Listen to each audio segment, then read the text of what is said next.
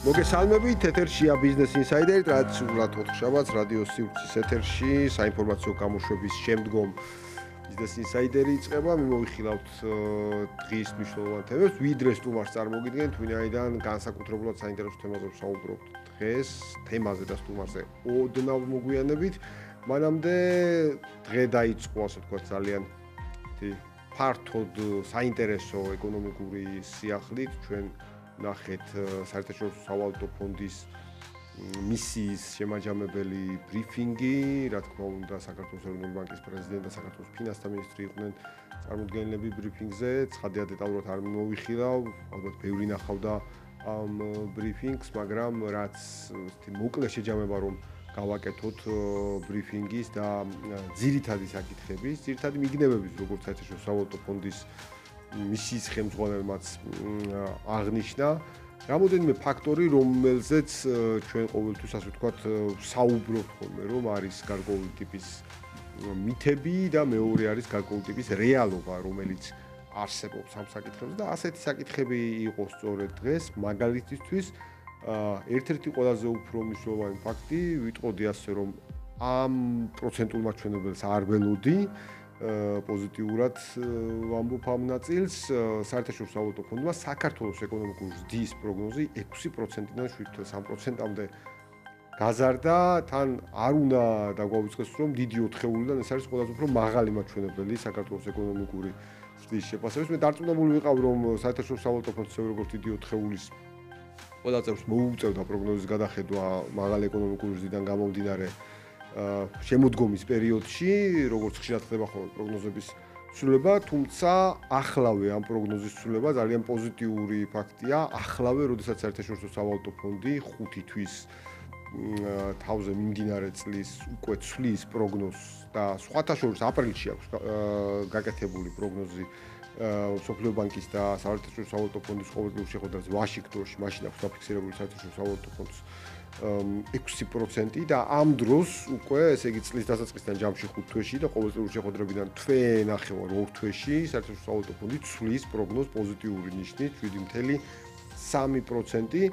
კიდევ ერთხელ რომ შევაჯამოთ, ესე იგი დეტალურად რომ მივუყვეთ ამ ნაწილს, არჩევნების შემდგომ პერიოდში, გულისხმობ საპარლამენტო არჩევნებს, 24 წლის ოქტომბრის შემდგომ არჩევნების შემდგომ პერიოდში ჩვენ ყველა გვეუბნებოდა რომ ყველა გულისხმობს ოპოზიციური ფლანგი, ეკონომიკური დეზინფორმაციის ავტორები ჩვენ გვეუბნებოდნენ, რომ აი ხა დაიწყებოდა ეკონომიკური კრიზისი ქვეყანაში, კიდევ ერთხელ გავიმეორებ, რომ დასახელებული იყო კონკრეტული ციფრები, ამიტომ ადვილია ჩემთვის ამის გამეორება და დავიმახსოვრეს კონკრეტული ციფრები, იყო ორი სცენარი, ერთ-ერთი ორგანიზაციის მიერ წარმოდგენილი, მინუს ცუდი და უარესი სცენარი მოკლედ, ოპტიმისტური და პესიმისტური პროგნოზი.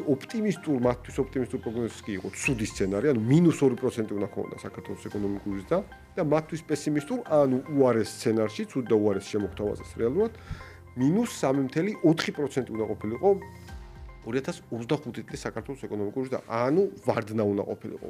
თავის სახელით რომ დავარქოთ, ასე ვთქვათ, ამ ნაწილს -2, -3.4. აი ეს იყო პროგნოზები საქართველოს ეკონომიკასთან მიმართებაში და ზუსტად არჩევნების შემდგომ და ის ხალხი ითხოვდა ვადამდელ საპარლამენტო არჩევნებს. ზუსტად არჩევნების შემდგომ ჩვენ ვხედავთ ვითარებას, რომ ცალკე გავწიოთ, ასე ვთქვათ, საქსტატის შეფასება, ცალკე იყოს საქართველოს მთავრობის შეფასებები, ცალკე გავწიოთ ციფრები, რომელიც ადგილზე გენერირდება, გავანებოთ ერთ წუთით ამას თავი.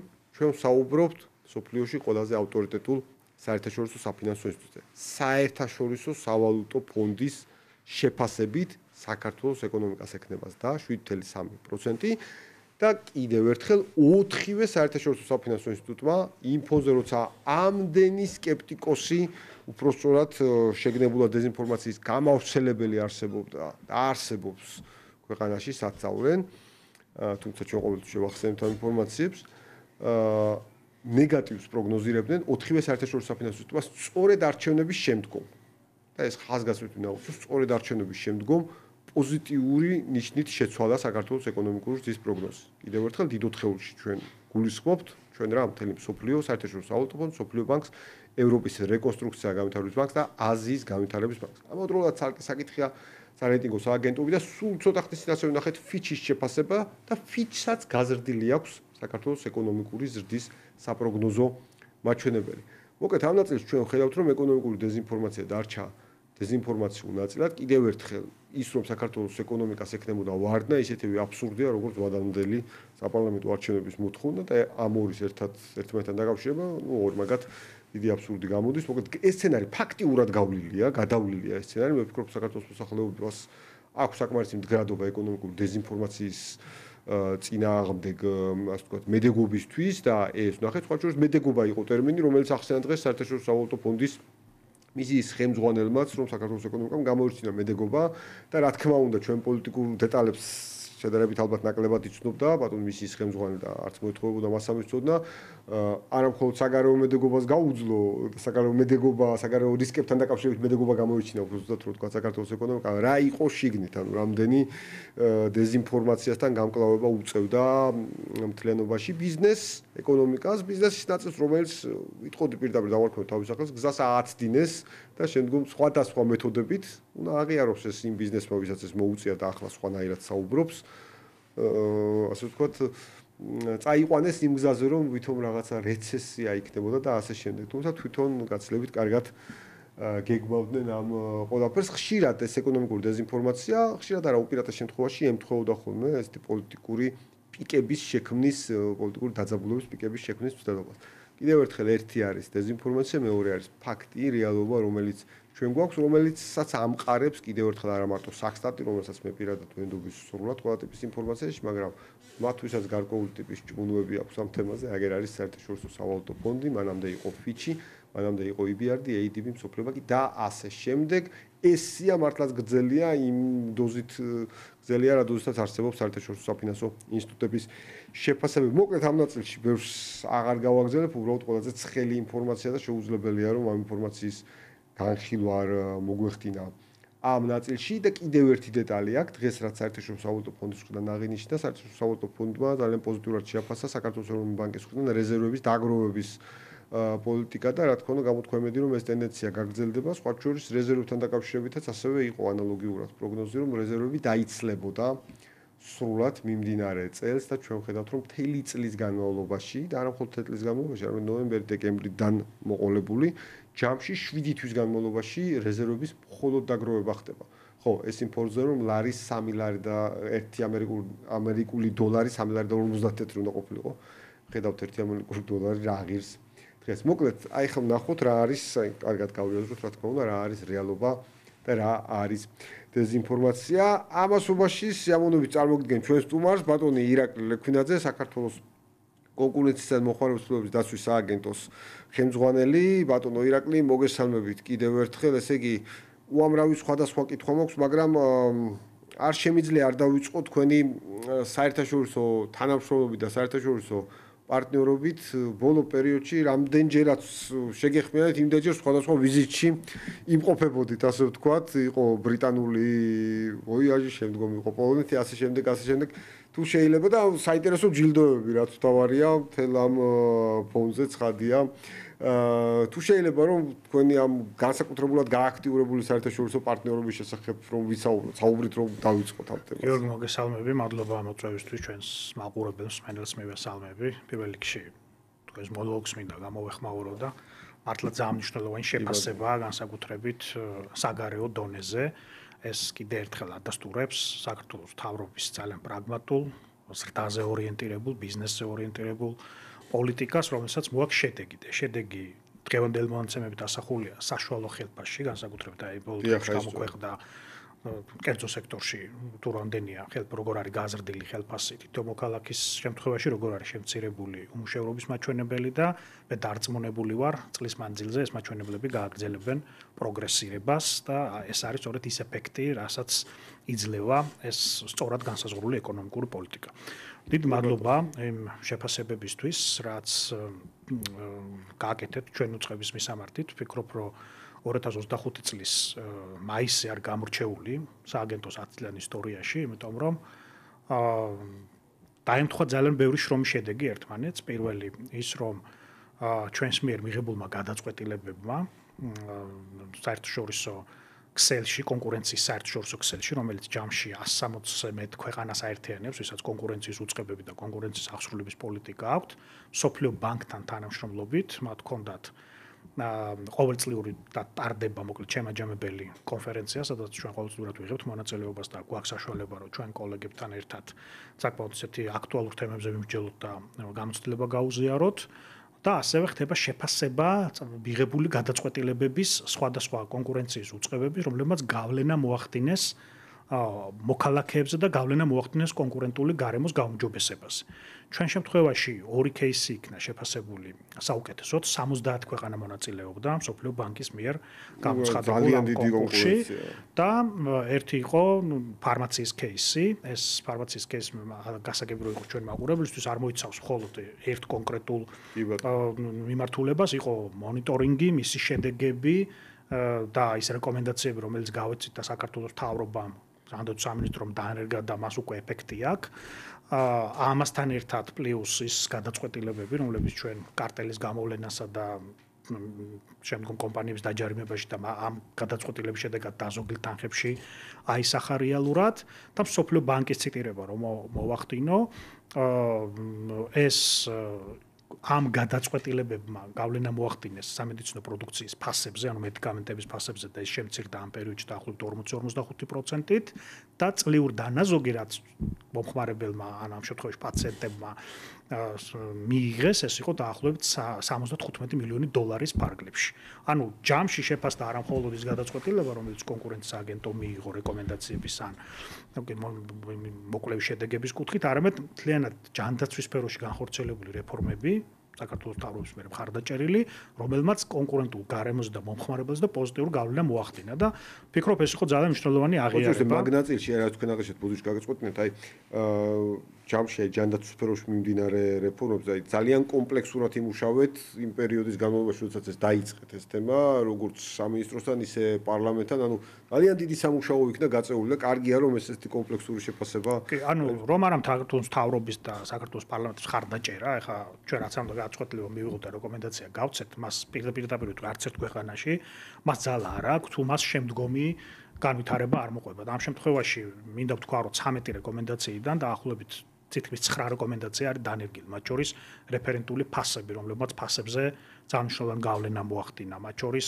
ჯენერიკული და ელექტრონული რეცეპტები, მათ შორის ხარისხის სტანდარტები, სხვადასხვა ადმინისტრაციული გადაწყვეტილებები, რომლებიც ამ კუთხით იქნა იმპლემენტირებული და ამას რეალურად შედეგი აქვს საბოლოო ჯამში. ანუ მთლიანობაში ეს პროცესი იქნა შეფასებული. მეორე кейსი ეხებოდა მუნიციპალურ ტენდერში 4 კომპანიის შორის კარტელულ შედეგის გამოვლენას, რაც ასევე საბიუჯეტო თანხების დაზოგვის კუთხით მნიშვნელოვანი ეფექტი ჰქონდა და ეს кейსიც ასე ვთქვათ ორ ნომინაციაში, რაც იყო ერთი და ყველაზე მნიშვნელოვანი სამუშაო ადგილების შექმნა, კონკურენციის ადვოკატირება, მხარდაჭერა და ინვესტიციების მხარდაჭერა ამ ნომინაციაში გაიმარჯვა სწორედ ფარმაციის кейსმა და მეორე ნომინაცია ეს იყო სახელმწიფო შესყიდვებში თანხების დაზოგვა და კონკურენტული გარემოს გაუმჯობესება. ეს იყო ამ მოკლედ შემაჯამებელი კონფერენციის და მსოფლიო ბანკის მიერ აღიარების მთავარი შედეგი. ძალიან მნიშვნელოვანი ნაწილი, მით უმეტეს კიდევ ერთხელ თავისთავად თემები ძალიან საინტერესოა და ამავდროულად ამხელა კონკურენცია, როცა 70 ქვეყანა მონაწილეობს, ბუნებრივია ეს სულ სხვა რანგის კონკურენცია და თან მსოფლიო ბანკის მხრიდან აღიარება მნიშვნელოვანი ნაწილია. ანუ დაუბრუნდეთ ჩვენ საკითხს რა ვითარებას გვაქვს თქვა ამ შემთხვევაში ქვეყანაში ჯამში შედეგები დადგა, იმიტომ რომ თქვენ კონკურენციის პოლიტიკის მიმართულებით, კონკურენციის პოლიტიკის გაძლიერების მიმართულებით იმუშავებთ. ახლა რა ვითარება გვაქვს, აი რომ შევხედოთ, ვიხოთ იმის რომ მთელი რიგი საკითხები, ასე ვთქვათ, სხვაგვარად არის მოწესრიგებული, მაინც მუდმივად, ასე ვთქვათ, მონიტორინგის ქვეშ გაქვთ მიმდინარე ტენდენციები ბაზარზე. რა ვითარება ახლა და რა თვლით რომ ძირითადი გამოწვევებია იმისთვის, რომ რაღაც კონკურენციის პოლიტიკა იქნას უზრუნველყოფილი პროექტი? მე რამდენიმე ბაზარზე შემიძლია ვისაუბრო, რომელიც სტრატეგიულად მნიშვნელოვანია და ჩვენი მონიტორინგის ქვეშ არის.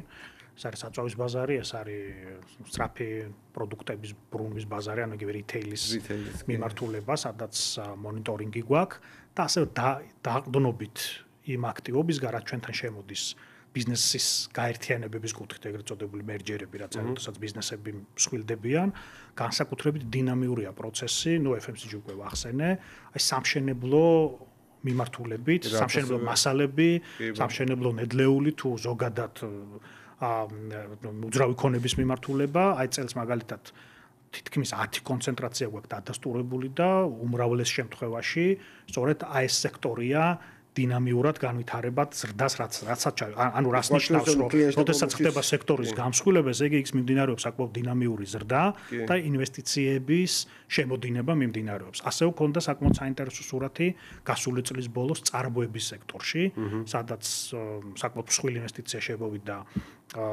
ევროკავშირის ქვეყნა ჰოლანდიური ინვესტიცია ლუდის წარმოების სექტორში და ასევე წელს კიდე ერთ-ერთი ებრაული ინვესტიცია, როდესაც წარმოების სექტორში მნიშვნელოვანი ინვესტიცია იქნება შემოტანილი. ანუ ჩვენ დაყრდნობით იმაზე, რომ აი როცა ბიზნესის გაერთიანებებს ვაფასებთ, იქ ძალიან კარგად ჩანს ის სექტორები, სადაც დინამიური პროცესი მიდის და ინვესტიციების შემოდინება მიმდინარეობს. რაც შეეხება ორ სტრატეგიულ ბაზარს, ამ ეტაპზე მე შემიძლია გითხრათ, რომ როგორც ერთგან, ასევე მეორეგან ჩვენ კონკურენცია გვაქვს საწვავის ბაზარზე, რომელიც საწვავის ბაზარი ახლა ყველასთვის საინტერესოა, ხა ჩვენი მსმენელისთვის, მაყურებლისთვის დარწმუნებული ვარ, პირდაპირ შევხედოთ. აი რამდენიმე მნიშვნელოვან ნაწილებს კითხავთ, თუ გნებავთ შევიდეთ პროსეგნოსეულ ანალიზში, ჩვენ საწვავის ბაზარზე განსაკუთრებით აი პოზიტიურ პროცესზე, ანუ რაც ფასებია, ხო, მთავარი ასე შევხედოთ.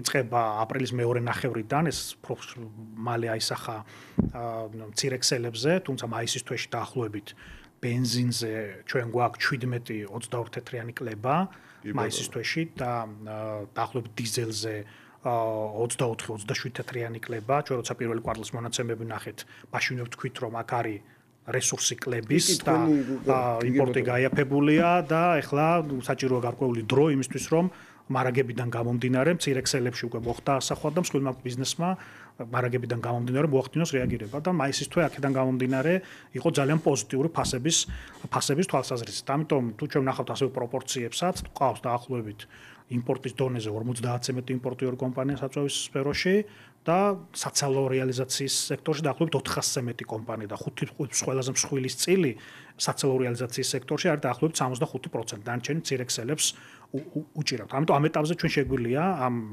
ფასნამატების და ფასნამატებზე დროში და იმპორტის თვითღირებულებასთან შედარებით და დაკვირვებით ვთქვათ, რომ ამ ბაზარზე რეალურად კონკურენცია არსებობს. და დავაკვირდეთ სოფლიო ფასს, კურსი სტაბილურია და გამყარების ტრენდს აჩვენებს და აი მომავალშიც ალბათ აი მეორე განსაკუთრებით აი პირველი მეორე კვარტლის ბოლოს ჩვენ გვექნება განახლებული სურათი ამ წუთას იგივე საწვავის ბაზარზე არ არის რაიმე ტიპის აბსოლუტურად თავსებადია საბაზრო პროცესებთან, რომელიც და გავლენის ფაქტორებთან, რომლებიც სოფლიო ფასით და ადგილობრივი ვალუტის კურსით ფორმირდება და რაიმე ესე თუ არასაბაზრო ფაქტორის გავლენა ამ ნაწილში ჩვენ არ აქვს. რაც შეეხება FMCG ბაზარს, აქ არაერთხელ გქონია მეც თქვენს მონაწილე ყოფილვართ იმ დისკუსიების, რაც არის ორ ინდუსტრიას შორის, ეს არის მიმწოდებლები, დისტრიბუტორები და არის რიტეილის სექტორი. აქაც ჩვენ შუალედური ანგარიშით რამდენიმე ნაწილის ხაზგასმა შემიძლია. პირველი ის, რომ ამ პროცესში გამსხვილების პროცესი მიმდინარეობს და გასულ წელს ჩვენ 18 დადასტურებული კონცენტრაციიდან უმრავლესობა სწორედ FMCG სექტორზე გავეცით. ბაზარი მზარდია, დაახლოებით 7-8%-იანი ზრდა აჩვენა და 14 მილიარდს მიუახლოვდა 2024 წელს ჩვენი შეფასებით და ჩვენი ანალიზით და ჩვენი ციფრი ოდნავ განსხვავდება სხვა კვლევითი ორგანიზაციების ციფრებისგან, იმიტომ რომ მეთოდიკა გვაქვს განსხვავებული, ჩვენ ვითვლით დღიეს ბრუნის აწარმოებს, ვითვლით შემოსავლების ბაზარში, რომელიც არის ფორმირებული და ვითვლით აქტიული სალარო აპარატების მქონე კომპანიებს, ვინც რეალიზაციას უკეთებს სწრაფად ბრუნად პროდუქტებს გამოკლებით აფთიაქებისგან. აი ეს გვაძლევს 14 მილიარდიან ბაზარს. ამ ბაზარზე სამი ყველაზე მსხვილი კომპანიის წილი გვაქვს დაახლოებით 32%-ის ფარგლებში, 5 ყველაზე მსხვილი წილი არის 44%-ის ფარგლებში, 10-ის წილი არის დაახლოებით 55%-ის ფარგლებში და მთლიანად აი ქსელების წილი არის სადღაც 60%-იან მაჩვენებელში. ანუ ამის ეს ჩვენ გვაძლევს იმის თქმის საფუძველს, რომ ამ ბაზარზე კონკურენცია რეალურად არსებობს და არანაირ ჯგუფური ან ინდივიდუალურ დონეზე დომინირებას ადგილი არ აქვს. და მიუხედავად ამისა, ჩვენ მაინც ვამბობთ, რომ გარკვეული ძალაუფლების ცენტრი მაინც არის რიტეილის მხარეს, რომლებსაც შეუძლიათ პირობების კარნახი მიმწოდებლებისთვის, თუმცა თაროზეც აქტიური კონკურენციაა, რომ შესვლა მოახდინოს იმპორტიორებმა და მიმწოდებლებმა და ბოლოს სამწლიან დინამიკაში, რასაც ჩვენ ხედავთ გამოწვევას, ეს არის სწორედ იმ გადასახადების და გადასახდელების წილის ზრდა, რომელიც მიმწოდებლებს უხდებათ, რომ მოხვდნენ თაროზე და შევიდნენ ამ კომპანიაში და 9 პროდუქტის ანალიზი აქვს დადებული, სადაც მაგალითად აი ერთ კონკრეტულ პროდუქტზე თითქმის გაორმაგებულია, თუ იყო პირობითად 15% არის 30% დაახლოებით აი ესეთი სურათი გვაქვს, რაც ახალი და მცირე მწარმოებლისთვის გარკვეულ სირთულეს წარმოადგენს და კი, ამას უყურებთ როგორც გამოწვევას, თუმცა ვამბობთ, რომ ამ ბაზარზე კონკურენცია რეალურად არის და ბაზარს აქტიურად ვაკვირდებით, რომ თუ რაიმე ისეთი არასაბაზრო ფაქტორებს დავინახავთ, ბუნებრივია ამაზე კონდეს რეაგირება და თუ იმას აქვს ინფორმაცია განსაკუთრებით უწოდებლებს, რომ რაიმე ისეთი კოორდინაცია ხდება, ან რაიმე ისეთი ტიპის ქმედება, მაგაზე ბუნებრივია შეგვიძლია რეაგირება, იმიტომ რომ ჯერ კიდე არის აღქმა ქართულ მოხმარებლებში და ჩვენ თაგანში რომ ჩვენთან ძვირია ზოგადად მარკეტში გარკვეული პროდუქტები ვიდრე დაუშვათ შედარებას ხდება სხვადასხვა ქვეყნებთან, თუმცა ძალიან ბევრი ფაქტორია, რაზეც შეგვიძლია მივჯელოთ რა. კი, აი მე ძალიან სწორად ჩენდიშეთ, რომ არის ხოლმე თქვა ამ თემაზე საუბარი, მაგრამ მართალია მთელი ფაქტორების მთელი წყება ამ ნაწილში და ზუსტად მივდივართ მომხმარებლამდე ამ შემთხვევაში და ბუნებრივია კიდევ ერთხელ რომ სააგენტოა მხოლოდ კონკურენცია არამედ მომხმარებლის დაცვის და მქონდათ საკმაოდ საინტერესო მიმოხილვა ბოლო პერიოდში მომხმარებელთა დაცვის მიმართულებით, იგივე სტატისტიკის მიმართულებით. აი რამდენად აქტიურია მომხმარებელი, რა ვითარება გვაქვს აი ბოლო ტენდენციები თქვენი ბოლო შეფასებით? ჩვენ გვაქვს უკვე 1 ივნისის მდგომარეობით სურათი, 45%-იანი ზრდა გვაქვს მომართვიანობაში, გასული წლის იგივე პერიოდთან მიმართებაში. ანუ ეს ნიშნავს, რომ უფრო მეტ მომხმარებელმა იცის საკუთარი უფლებების შესახებ და უფრო მეტი მოგმართავს გამომდინარე იქიდან, რომ დობა აქვს უცხების მიმართ, რადგანაც ის შედეგები, რაც გასულ წლებშია დაფიქსირებული ამ კუთხით, იძლევა ამის საფუძველს, იმიტომ რომ 2024 წლის ჩათვლით დაახლოებით ჩვენ ხელთ არსებული ინფორმაციით მილიონზე მეტია ის თანხა, რაც ჩვენ ჩართულობის შედეგად მომხმარებლებმა უკან დაიბრუნეს. იმიტომ რომ ყველაზე ხშირად მოთხოვნა, რაც ჩვენთან შემოდის, არის ონლაინ ვაჭრობის დროს თანხის უკან დაბრუნება. ეს ნიშნავს, რომ ნივთი ვიყიდე, მოვიტანეს და არ აღმოჩნდა ისეთი, ხო, რაც აღწერილობა ქონდა, ან დაზიანდა, ან ესე შემდეგ. და არაერთი გადაწყვეტილება, რომელმაც შეცვალა ქცევა. პირველ რიგში მოვაჭრის, რომელიც გახდა უფრო ორიენტირებული მომხმარებელზე. მაგალითად, რამდენიმე შეიმიძლია გავიხსენო ესეთი ფასტაკლებებთან დაკავშირებული გადაწყვეტილებები, მენიუსთან დაკავშირებული გადაწყვეტილებები. აი ძალიან საინტერესო იყო.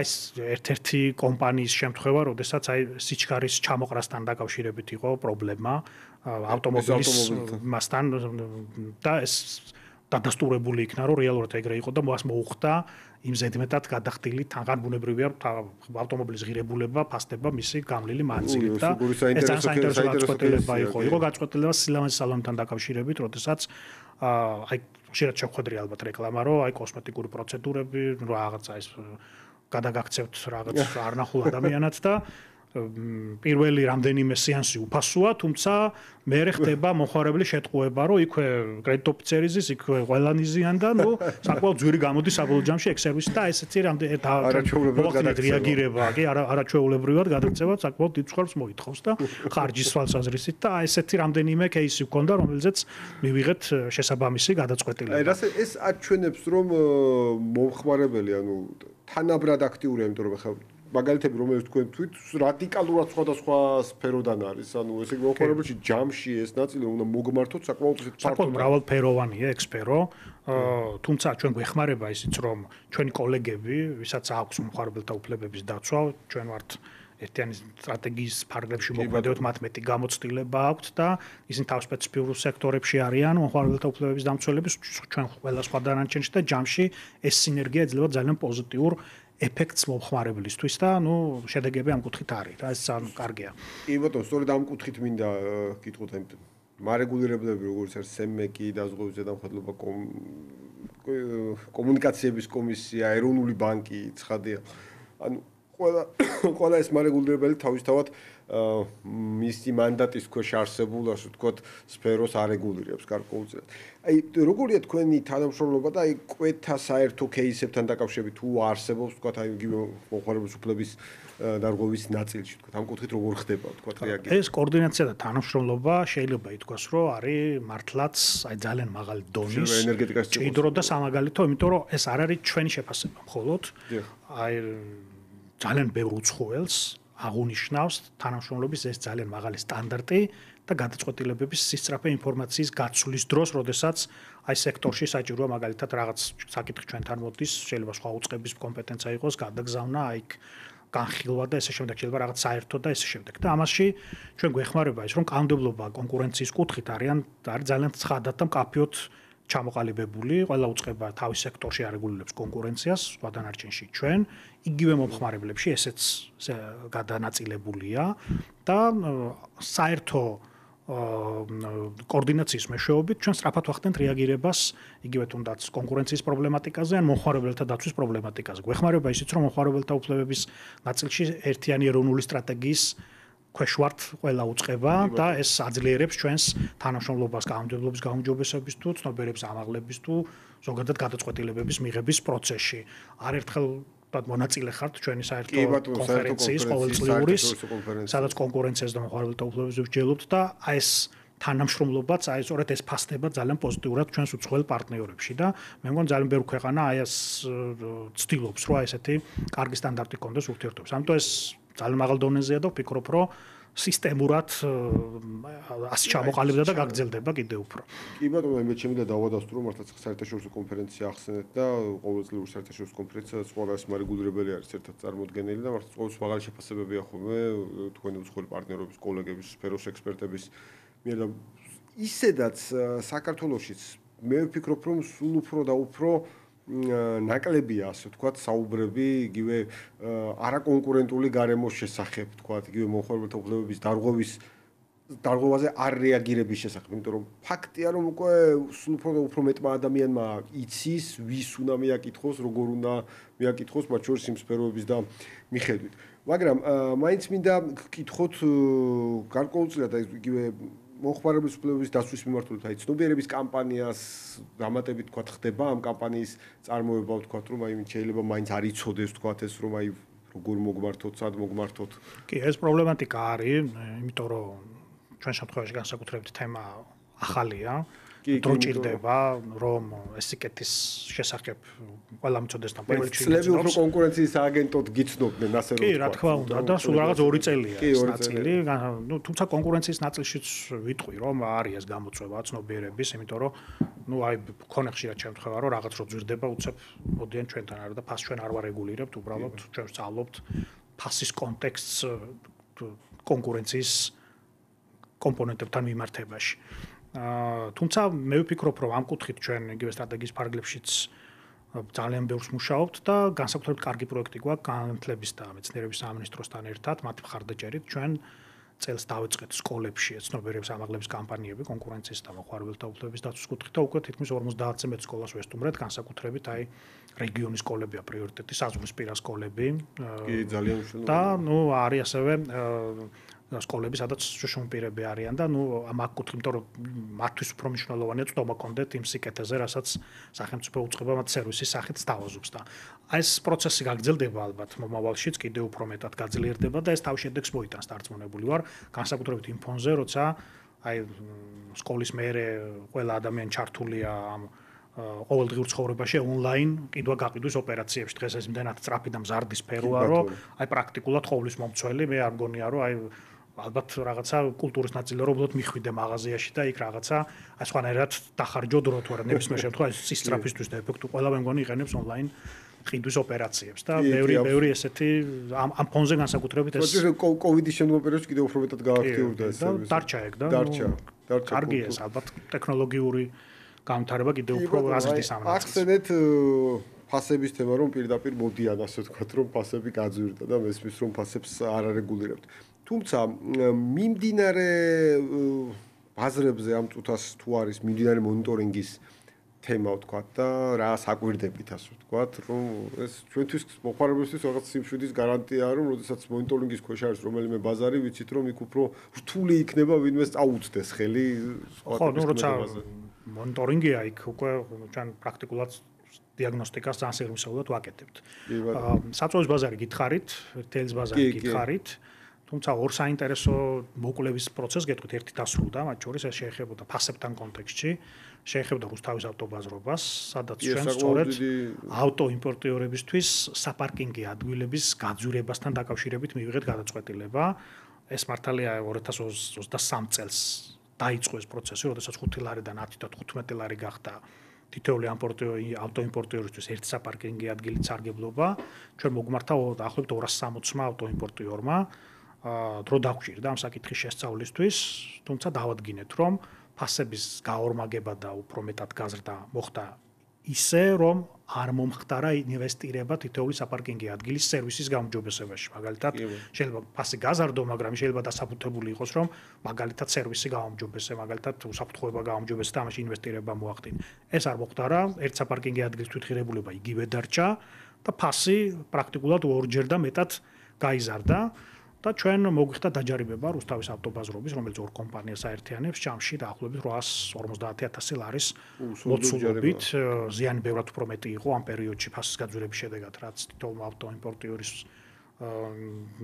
შემთხვევაში იქნა გამოთვლილი, მაგრამ პრაქტიკულად გამოვიყენეთ საკმაოდ ესეთი მაღალი პროცენტი, იმიტომ რომ თვითონ კომპანიასთანაც რთული იყო საკმაოდ კომუნიკაცია და ინფორმაციის მოპოვებაში, მარტო 3ჯერ მოგვიხდა კომპანიის დაჯარიმება მოუწოდებლობის გამო და მე სასამართლოთი ამოვიღეთ სრული ინფორმაცია. ამიტომ ეს კეისი დასრულდა. მე ვფიქრობ, მომავლისთვის ამ გადაწყვეტილებას ექნება ერთგვარი შეკავების ეფექტი და მივეცით რეკომენდაცია ასევე, რომ თუ ჩვენ მომავალშიც დავინახავთ ჭარბი ფასის პროცენტს, ეს არის ან რას ნიშნავს ჭარბი ფასი, ხო, მომხმარების ჭარბი ფასის დაწესება, როდესაც ფასს გამოკლებული ხარჯი, გამოკლებული გონივრული მარჟა და ამის ზემოთ თუ კიდე გარკვეული პროცენტებია და ეს არ არის ჩვენი სტანდარტი, საერთაშორისო გადაწყვეტილებები ადგენს ამ გონივრული მარჟის მაჩვენებელს სხვადასხვა მიმართულებით და სწორედ აქედან გამომდინარე იქნა ეს დადგენილი და რეკომენდაციაში აღინიშნა, რომ თუ მომავალში მსგავს ტიპის პრობლემას დავინახავთ, ესეც გახდება რეაგირების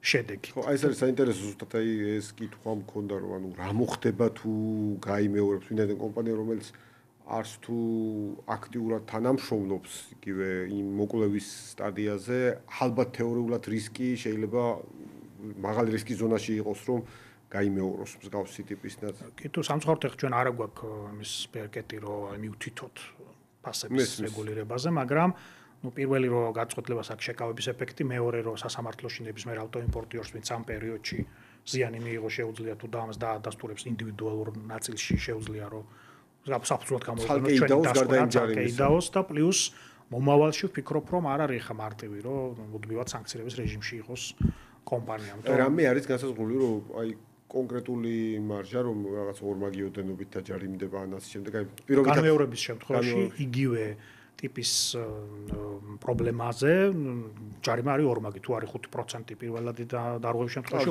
10%-ია მეორე შემთხვევაში. ანუ პირობითად მოლოდინი აქვს უფრო მაღალი ჯარიმის. ხო, თუ იგივე პრობლემატიკა იქნება, ჯარიმა ორმაგდება ესეთ შემთხვევაში. რას თქვენ აღნიშნეთ, რომ შეკავების ფაქტორი შეიძლება უფრო მეტად იყოს ამ. თუმცა ანუ ეს საკითხი მე საჭირდება სასამართლოში და გარკვეული პროცესი სჭირდება, თუმცა თვითონ დასკვნა ძალიან მნიშვნელოვანია ნებისმიერი ავტოიმპორტიორისთვის, ვინც ამ პერიოდში გარკვეული დანაკარგი განიცადა. კი ბატონო, აუცილებლად მინდა შევეხოთ ბოლო საკანონმდებლო ცვლილებებს იგივე მომხმარებლების დაცვის მიმართულებით და მათ შორის იყო შემუშავებული 10 სტანდარტი. ჯამში როგორ მიმდინარეობს პროცესი ჩარჩოს დახვეწასთან დაკავშირებით, რომ მუდმივად ასე ვთქვათ, ავყვეთ იმ მოთხოვნებს, რომლებიც მომხმარებლებს აქვთ ხოლმე. ვერთია რომ ჩვენ მაინც კანონმდებლობა ევროპულია და ევროპულ კანონმდებლობასთან დაახლოებით 85%-იანი თანხმდრა გვაქვს დღევანდელი კანონმდებლობის. ძალიან კაი მაჩვენებელია. და ასევე მუშაობთ ძალიან აქტიურად პარლამენტის შესაბამის კომიტეტთან, რომ მუდმივად აი საქმიანობის პროცესში თუ რაიმე ესეთი საკითხია, რაც ითხოვს კანონმდებლობის სრულყოფას და ასევე არის ნაწილი იგივე ევრორეგულაციების, ეს მაქსიმალურად ოპტიმალურად მოვახდინოთ ამის ინტეგრირება.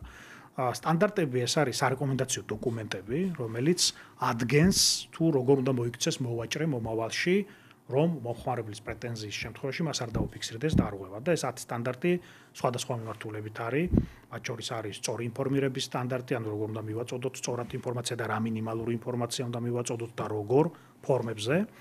არის მენიუ სტანდარტი, რომ ფასი უნდა იყოს საბოლოო და ის არ უნდა იყოფოდეს მაგალითად გადასახადის გარეშე, საკომისიოს გარეშე. ეს როცა მენიუში წერია ხოლმე, ახეთ ახლა ჩვენ ამას მონიტორინგს არ ვაკეთებთ, მაგრამ მომხმარებელია მთავარი მონიტორინგის განმახორციელებელი, ბევრმა გამოასწორა, მაგრამ მომხმარებელი თუ შეხვდება რომელიმე კვებთან ისეთ დაწესებულებაში მსგავსი ტიპის, ანუ განსხვავებული იქნება მისი მოლოდინი და ის ჩეკი, რომელიც მოსდის სხვადასხვა გადასახადებით, ბუნებრივია შეუძლია მოვიდეს ჩვენთან და ჩვენ დავავალებთ კომპანიას, რომ ეს საკითხი გაასწოროს. ძალიან საინტერესოა აი სერვის პროდუქტების მიმწოდებელ კომპანიებისთვის ქართულ ენაზე მიწოდების უზრუნველყოფა, იმიტომ რომ მე ბევრჯერ მქონია მაგალითად შემთხვევა, რომ რაღაც პროდუქტს იძახებს სახლში და ინგლისურადაც კი ვერ გესაუბრება მომწოდებელი. ხო, რო სად მოვიდეს, როგორ და რანაირად და ეს ხოთაშორის ბევრჯერ დასახელდა პრობლემად, აი სოციალურ ქსელებსაც თუ შევხედავთ. დღესაც პრობლემაა ხოთაშორის, ჩვენ არ ვამბობთ რომ არ უნდა ყავდეთ უცხოენოვანი თანამშრომლები, მეც თუ პრობლემა არ მაქვს, შემიძლია უცხოენაზეც მივიღო სერვისი, მაგრამ იმ შემთხვევაში თუ პრობლემა მექნება როგორც მომხმარებელს, კომპანია ვალდებულია შეუნთავაზოს ალტერნატივა, მაგალითად ოპერატორის სახით ან სხვა დამხმარე პერსონალის სახით, რომ აი ეს კომუნიკაცია გაადვილდეს და ეს კომპანიისთვისაც კარგია, იმიტომ რომ ის თანამშრომელი არ დროს ხარჯავს და მისი მიმართ ლოიალობის დაზიანება არ ხდება მოკლედ ასე. და სერვისებისადმი ლოიალობა არ დაზიანდება. კიდე არის ბევრი ესეთი სტანდარტი, მათ შორის ეხება ფასტაკლებებს, რომ აი განსაკუთრებით. ხო, აი ხშირია ხოლმე ასევე ფასტაკლებებთან დაკავშირებული. ტექნიკის და მაღაზიების შემთხვევაში 200 ლარზე ზემოთ პროდუქციაზე თუ მოხარებელს უნდა კონდეს სწორი ინფორმირება ფასტაკლებასთან დაკავშირებით, რომ აი მაგალითად რა იყო საწყისი ფასი, რა იყო ფასტაკლები, რა არის ფასტაკლებული ფასი და ბოლო ერთ თვეში რა იყო უდაბლესი ფასი, რომ არ მოხდეს გაზრდილი ფასიდან ფასტაკლების დათვლა, ან თუ ღირდა 100 ლარი 50%-იანი ფასტაკლების მე 50 ლარად უნდა ვიყიდო პროდუქტი, მაგრამ თუ ეხა 150 დავაწერ საწყის ფასს, მისი 50% გამოდის 75 და რეალურად იმის ნახევარი ფასტაკლებით სარგებლობთ, ეს მოტყუებაა რა მომხმარებელს. ამიტომ ბევრი ესეთი პრობლემატიკა იყო მომხმარებლებისგან და ნუ ამაზეც სტანდარტი იქნა მიღებული, ასევე დროში შეზღუდული ფასტაკლების სტანდარტი, აი მაგალითად არ შეიძლება მთელი წელი მაღაზიას კონდეს 70%-იანი ფასტაკლება. ეს ნიშნავს, რომ ფასტაკლება არ აქვს რა. ანუ ასეთ შემთხვევებიც არის. ხო, ანუ არ ეგეთ შემთხვევები იყო. ძალიან საინტერესო ერთ-ერთი ბოლო გადაწყვეტილება, როდესაც კომპანია, რომელიც ფიზიკურად ვაჭრობს სხვადასხვა სამშენებლო მასალებით, ონლაინაც ყიდის ამ პროდუქტს, ონლაინ ყიდიდა ისეთ პროდუქტს, რომელიც მე არ ქონდა საწყობში და მომხმარებელს ქონდა პრობლემა მიწოდებასთან დაკავშირებით, ან დრო მოცდაუს უხდებოდა, ან სთავაზობდნენ ალტერნატივას და ჩვენ დავალდებულებთ ამ კომპანიას, რომ მიუთითოს მარაგში აქვს თუ არა მსგავსი ტიპის პრობლემატიკა, ანუ მარაგები და ნუ ძალიან მრავალმხრივია საკითხები, შეგვიძლია ვისაუბროთ. ეხლა ლოგიკურად მიჩნდება კითხვა, რომ ჩვენ ბევრი რამე ვისაუბრეთ უფრო მომხმარებლის პოზიციიდან გამომდინარე, მათ შორის ცნობიერებაც უფრო აი მომხმარებლის ნაწილს შევეხეთ, მაგრამ აი როგორია თქვენი კომუნიკაცია, ასე ვთქვათ, ბიზნესთან ზოგადად, ვინაიდან ხო ვიცით, რომ თქვენი მიზანი არ არის მაინც და მაინც დაჯერებება პირიქით მაქსიმალურად ის, რომ ბიზნესი იქცეოდეს კეთილსინდისიერად ამ ნაწილში და პირობითად ვამბობ, ნაკლები საქმე გექნებათ ამ კუთხით და ნაკლები იქნება, ასე ვთქვათ, პრობლემები და ნუ მომხმარებლის პრობლემები უფრო ეფექტურად იქნება დაცული. მაგრამ აი როგორ ახდენთ, ვთქვათ, აი კომუნიკაციას ბიზნესთან, რომ იგივე აი მენიუების ნაწილი ვახსენეთ, რომ თვითონ არ გადადგან ის ნაბიჯები, რომელიც მე თქვენს იძულებულს გხდით ჩარევა და ჯარიმებამდე რომ მივიდეს საქმე, ვთქვათ. მე ვფიქრობ, ეს კომუნიკაცია აი ბოლო წლებში ძალიან აქტიურია ყველა დონეზე, იმიტომ რომ იგივე მსხვილ ბაზრებზე ხა ვარ დავიდეთ იგივე საწვავის თემა რო ავიღოთ მედიკამენტები. იგივე მედიკამენტები. აი ჩვენი პროცესი აი ძალიან აქტიურ კომუნიკაციას როგორც მომხმარებლების ნაწილში, ასევე კონკურენციის ნაწილში მოიცავს ბიზნესთან. მათ აქვთ ყველა საშუალება რომ მოახდინონ განმარტება, ახსნა და ასევე როცა ხდება შემაჯამებელი შეხვედრა და გაწყვეტილების მიღება, მას შემდეგაც კი არის საშუალება, რომ აი გამომდინარე ამ შეხვედრიდან გარკვეული განმარტებები მოახდინონ იმ საკითხებზე, რაც ჩვენ მაგალითად მიგვაჩნია პრობლემად. თუმცა თავად დავანებოთ იმას, მაგალითად, როცა კონკრეტულ დარღვევებამდე მივდივართ, წინასწარ ინფორმირებაც არის ძალიან მნიშვნელოვანი და ჩვენ ძალიან ბევრი პლატფორმა გვაქვს, სადაც აი წყალბან ბიზნეს ასოციაციებთან, სექტორულთან, ძირითად ბიზნეს ასოციაციებთან აქტიურად მუშაობთ, რომ აი ვაწვდით ინფორმაციას, მაგალითად ხდება გარკვეული კანონმდებლობარი აქტის მიღება, მასთან პოზიციების შეჯერება, მაგალითად ხდება გარკვეული განწყობილების იმპლემენტირება. ბიზნესი ვერ ჭირს რომ ინფორმირებული არ არის. არა, максимალურად ვცდილობთ ეხლა აი ბოლო პერიოდში მაგალითად გამოწვევას ხედავთ აი მერჯერებთან, ანუ ბიზნეს გაერთიანებთან დაკავშირებით, იმიტომ რომ რასაც ვაკვირდებით, ძალიან ბევრი შეუტყობინებლობა ამოდის, როდესაც ვახდენთ მონიტორინგს, მაგალითად საჯარო რეესტრის, სამეწარმოებო რეესტრის მონაცემებით. ყოველ კვარტალურად ჩვენ ამას უყურებთ და ძალიან ბევრი შეუტყობინებელია. ნუ მსხვილ ბიზნესზე არ მაქვს საუბარი, მსხვილ ბიზნესმა ეს იცის და ძალიან გამართული იურიდიული დეპარტამენტები აქვს და შესაბამისად ეს ინფორმაცია აქვს, მაგრამ აი საშუალო ბიზნესში გარკვეული პრობლემატიკა. აი იგივე შემიძლია თქვა მომხმარებლებზე, რომ იქაც საშუალო ბიზნესის და მცირე ბიზნესის კონტექსტში შეიძლება იყოს ინფორმაციის ცოდნასთან გარკვეული საკითხები და ეს ამას უყურებთ როგორც გამოწვევას და აქ გვინდა რომ კიდევ უფრო გავაძლიეროთ ჩვენი კომუნიკაცია. თუმცა მე პირადად აი ძალიან პოზიტიურად შევაფასებდი ბიზნესის მხრიდანაც დამოკიდებულებას, ჩვენს აქტივობასაც მათთან მიმართებაში და კიდევ ერთხელ აი ხაზს გასმით, რომ ჩვენი კანონმდებლობა კონკურენციის კუთხით არის და მომხმარებელთა უფლებების დაცვის კუთხით არის ევროპული კანონმდებლობა და ის ორიენტირებულია პრევენციაზე, რაც გულისხმობს აი კომუნიკაციის და ინფორმირების მიზნით დარღვევის პრევენციას. ამიტომ ეს ძალსახაა რა. კი ბატონო, აბსოლუტურად ამ ხელა პროცენტით თავსებადი ევროპულ კანონმდებლობასთან ძალიან ისეთი დამბეჭ დავინაწილე და აი ბოლოს მინდა გკითხოთ, პრინციპში ამ ნაწილობრივ გავეცით ამ კითხვასაც პასუხი, მაგრამ რა იქნება მაინც ძირითადი პრიორიტეტები აი წლის ბოლომდე, სად მოგიწევთ მაინც ძირითადი აქცენტების გაკეთება და ძირითადი რესურსის მიმართვა სააგენტოს?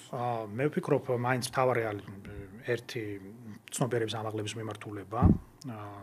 ასევე ჩვენ რამდენიმე გადაწყვეტილება იქნება ალბათ წლის ბოლომდე, ერთ-ერთი იქნება მათ შორის ფარმაციის ბაზარზე, რაც გულისხმობს რა კომპანიის შემთხვევაში დომინანტური მდგომარეობის შესაძლო არასათანადოდ გამოყენებას და ეს უკვე დასმით ეტაპზეა.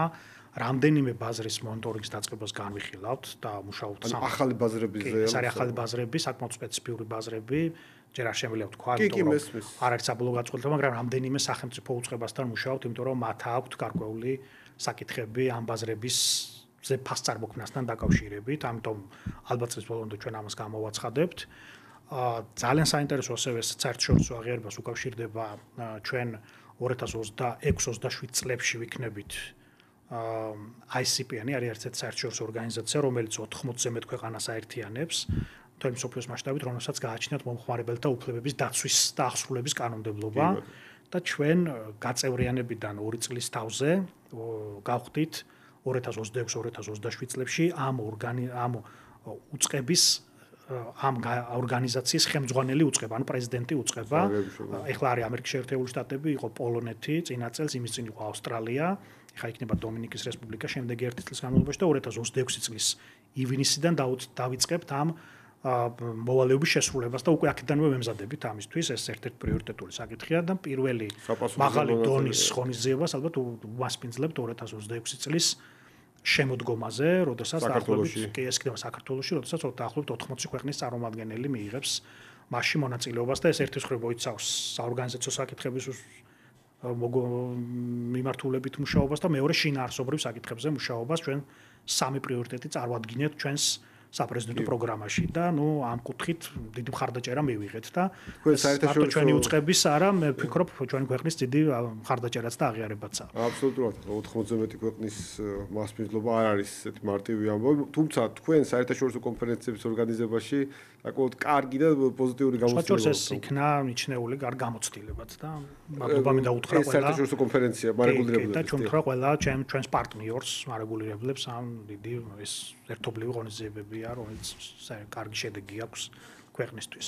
დიდი მადლობა ბატონო ირაკლი, ძალიან საინტერესო საუბრისთვის. ყველა ძირითადი საკითხი მე ვფიქრობ ამ ნაწილში ჩვენ მიმოვიხილეთ, ყოველთვის დახუნძურული ხართ სიახლეებით და თან რაც თავარია არის თემები, რომელიც პირდაპირ ეხება თითოეულ ჩვენგანს მომხმარებელს მთელი რიგი საკითხები, არც კი ვიცი, ბუნებრივია რამდენი თქვენი სტუმრობა, იმდენჯერ მე აქეთ მე მეკითხები წარმოგიდგენია თქვენ რა დღეში ხართ, ფასები როგორი იქნება? ბიზნეს ინსაიდერთან პარტნიორობას, იმიტომ რომ ერთ-ერთი მთავარი მხარდამჭერია ეს პლატფორმა ჩვენი გადაწყვეტილებებს. ძალიან დიდი მადლობა თქვენ ბატონო ირაკლი.